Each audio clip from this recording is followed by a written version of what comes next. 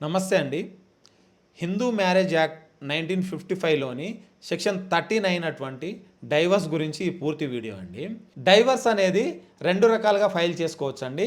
ఒకటి mutual consent divorce అండి. రెండవది వచ్చేసి contested divorce. Mutual consent divorce అంటే ఏంటనంటే భార్యాభర్త ఇద్దరూ కలిసి ఎట్టి పరిస్థితుల్లో జీవించలేని సిచ్యువేషన్ ఉన్నప్పుడు కోర్టును అప్రోచ్ అయ్యి కోర్టు త్రూ పొందినటువంటి జడ్జిమెంట్ని మనము మ్యూచువల్ కన్సెంట్ డైవర్స్గా చెప్పొచ్చండి. రెండవది వచ్చేసి contested divorce.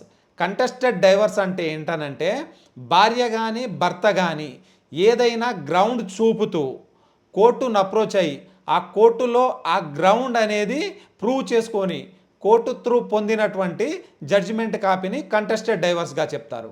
Contested divorce file చేయాలంటే ఏమేం గ్రౌండ్స్ కావాలో వాటిలో ఒక 9 గ్రౌండ్స్ నేను చెప్తాను వినండి. ఫస్ట్ వచ్చేసి అడల్టరీ అండి.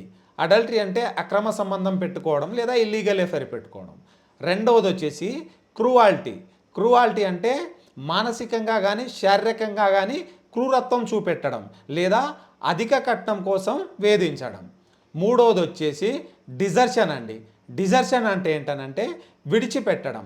అంటే 2 సంవత్సరాలు లేదా అంతకు మించి భార్య కానీ భర్త కానీ ఒకరిని ఒకరు విడిచిపెట్టేయడం. నాలుగవది వచ్చేసి కన్వర్షన్ టు అనదర్ రిలీజన్ అంటే వేరే మతంలోకి మారడం. ఐదవది వచ్చేసి మెంటల్ డిజార్డర్ అంటే మెంటల్గా డిజార్డర్ ఉండడం. ఆరోది వచ్చేసి కమ్యూనికేబుల్ డిసీజ్ అండి. అంటే ఆరోగ్యానికి ప్రమాదం కలిగించేటటువంటి అంటువ్యాధులు.